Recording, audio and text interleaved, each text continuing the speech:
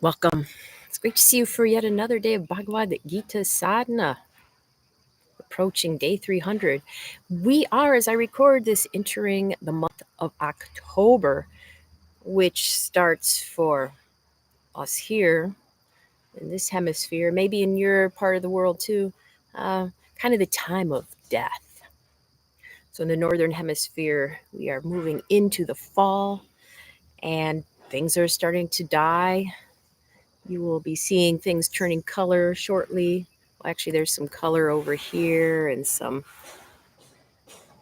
falling off of leaves. And you've all heard the killer acorns threatening to bonk me on the head at any moment. Yesterday, we touched a little bit on the idea of, through the Bhagavad Gita, asking ourselves what, when we die in our physical embodiment, needs to go with us. Like, what cycle are we striving to break in our lives or to not pass on to our children, our grandchildren, the world?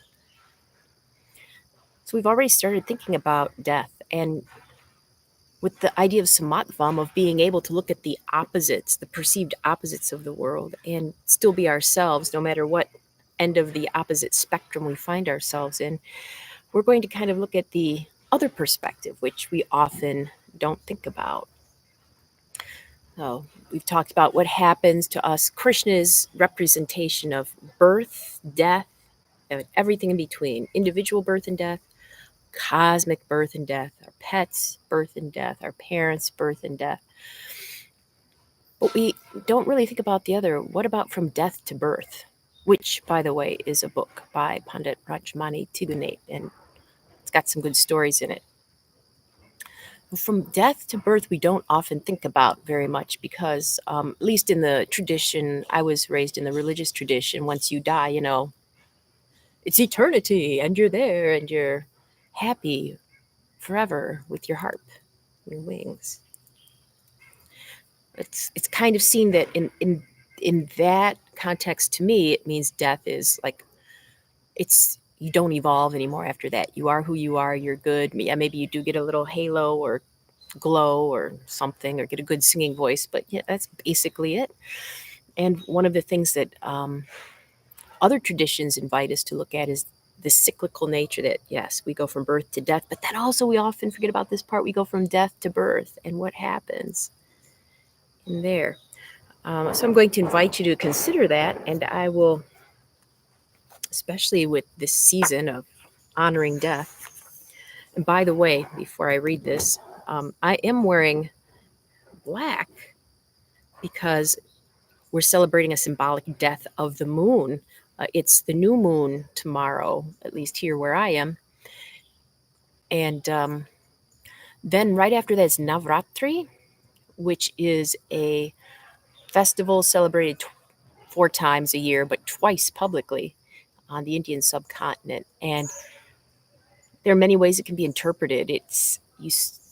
One way we're looking at it this year is the day after the new moon is the rebirth, and then the life force expanding, the light expanding, not just in the skies, but in our lives. And then death starts to come again. So we are really in Navratri looking at kind of that circle from death to life, death of the moon. And by the way, it's an annular solar eclipse as well. And if you ever want to learn more about this, look at the link below or go to welcomingdestiny.com workshops, because we'll be having a Navratri festival, and also Kathy will be leading a class on the full moon and talking about the new moon, and talking about its significance, especially with the eclipse. But anyway, not to let that eclipse our exploration today.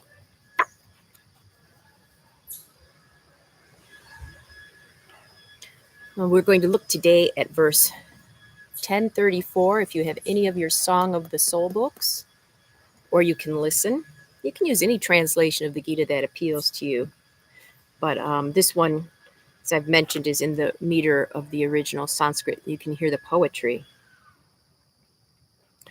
I'll be chanting chapter 10, verse 34. Krishna is talking about himself as encompassing everything.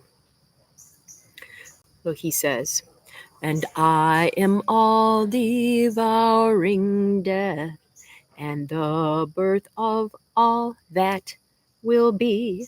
The feminine traits, fame, luck, speech, recall, sense, firmness, and patience.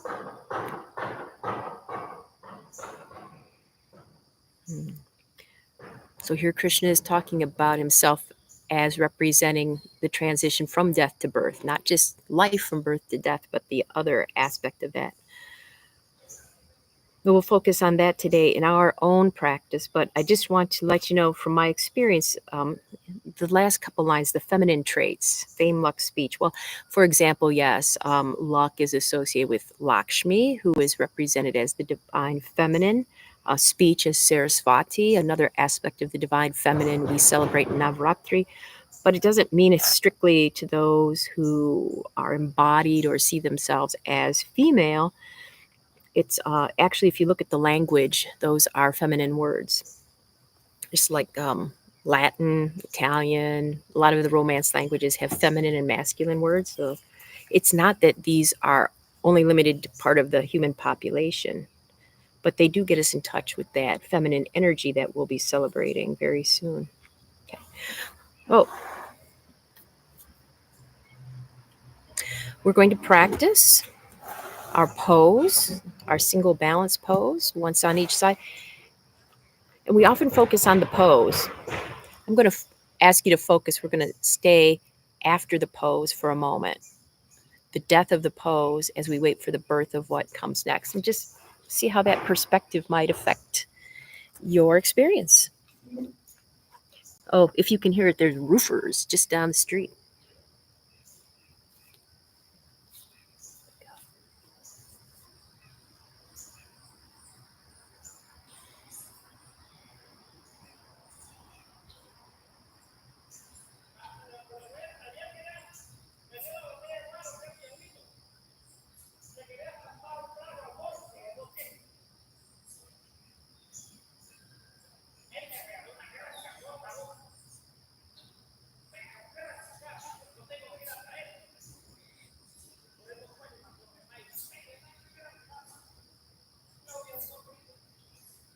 Switch sides.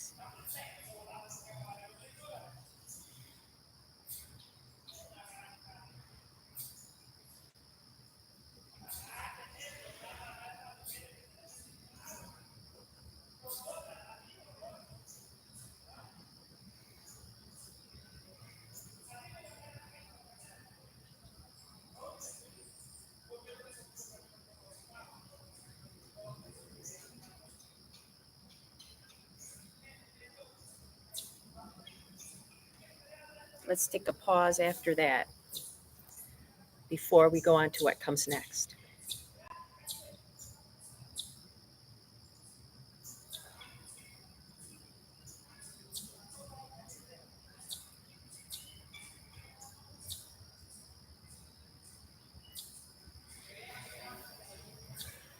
And for our contemplation today, remember yesterday was what needs to die with you. And today you can consider might your death open up for others. Like what's your legacy, perhaps? I'll share two from my Italian Sicilian background. Uh, when I grew up in Sandusky, there was this fabulous Italian restaurant named Demma's with the absolute best sauce. It was fantastic. My family and I would go and eat there regularly. Um, and one day, Demma passed away, and she had never shared the secret of her sauce with anybody, including her descendants. And they tried afterwards to keep it open for a bit, but without the recipe of the sauce. So her legacy came to the end. She left something that unfortunately failed, as opposed to my great aunt Rosie, who ran Rosie's Pizza and had family members working there, including one of my cousins, Jason. Good job keeping up the business. And she shared with him, with lots of people, I think just by her example, the secret of her success. And when she passed on, Rosie's Pizza kept going, baby. Oh, some of the best pizza, in my opinion, in the world. And I'm not paid in pizza or money to say that. But when you pass, what are you leaving behind? Opportunity, closure, security, insecurity, secrets, truth. If you were to pass today, what would you leave? Let's consider that for 5 minutes.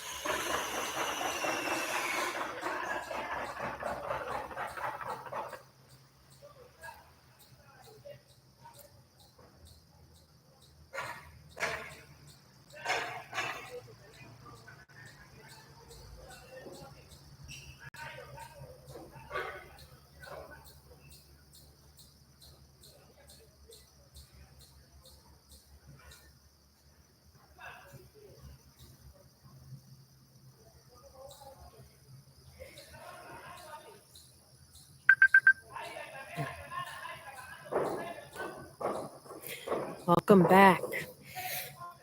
I wonder how that went for you. I feel personally like I need more than 5 minutes to sit with that. Went many places, many places. And speaking of places, if after this you're like pizza, I wonder where Rosie's Pizza is. It's the one in Lorain, Ohio, which is just west of the greater Cleveland area. If you're ever around. Anyway, I hope you'll be around next time. And today's practice, by the way, is dedicated to all those in hospice or end of life care. May whatever comes next be wonderful for you. And I look forward to when we get to connect again. Until then.